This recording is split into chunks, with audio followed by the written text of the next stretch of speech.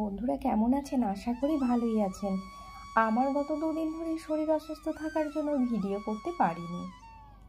আর আমার সোনার স্কুলে আজকে মিটিং ছিল।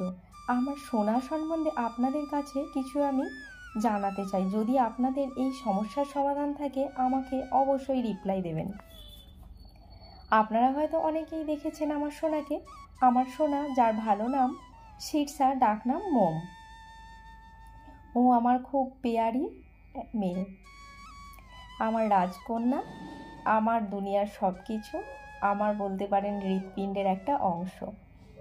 আর ওর বন্ধু হচ্ছে যত রাস্তার কুকুর, বেড়াল, পশু পাখি, সবাই ওর বন্ধু। আর ও তাদের ভালোবাসে যারা খেতে পায় না, যাদের পরার জামা কাপড় নেই, যে সমস্ত বিড়াল কুকুর রাস্তায় চড়ে বেড়ায়, রোগা পাতলা হয়ে গেছে, খেতে পায় না। কিন্তু আমার সোনার একটা সমস্যা আছে। সেই সমস্যাটা নিয়ে আমি প্রায় ওর যবে থেকে স্কুল জীবন শুরু হয়েছে তবে থেকেই পরিশান হয়ে যাচ্ছি। মনে হলো আমার পরিবারের সাথে আমি এই সমস্যাটা একটু শেয়ার করি। যদি পরিবারের কারোর কাছে এই সমস্যার সমাধান থেকে থাকে অবশ্যই আপনারা রিপ্লাই দেবেন। সমস্যাটা এটাই হলো, আমার সোনা কারোর সাথে কথা বলে না। ও বোবা নয়, কালা নয়, যথেষ্ট ইন্টেলিজেন্ট একটা স্টুডেন্ট স্কুলে। কিন্তু একটাই সমস্যা, কোনো টিচার বা কোনো ফ্রেন্ড ওর নেই।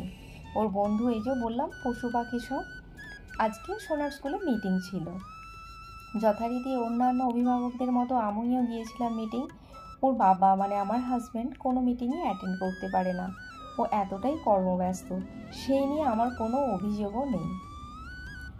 ওনা কর্ম করলে আমরা খেতেও পাবো না, সোনাকে ভালো স্কুলে পড়তেও পারবো না, আর যেইটুকু আমরা মিডিল ক্লাসের মতো লাইফস্টাইল করি সেটাও হয়তো করতে পারবো না। তাই ওকে রোজের কাজে যেতেই হবে। আর তাই সোনার সমস্ত ব্যাপার আমিই দেখাশোনা করি। ওর স্কুলের সমস্ত ব্যাপারে হ্যান্ডেলিং, ওকে কোথাও নিয়ে যাওয়ার হলে, ও অসুস্থ হলে ডক্টর দেখাতে নিয়ে যাওয়া, ইভেন আমরা তিনজনই যদি অসুস্থ হই তখন আমি এগুলো হ্যান্ডেলিং করার চেষ্টা করি। যখন আমি নিজে পারি না তখন আমার হাজব্যান্ড এগুলোতে আমাকে সহায়তা করে।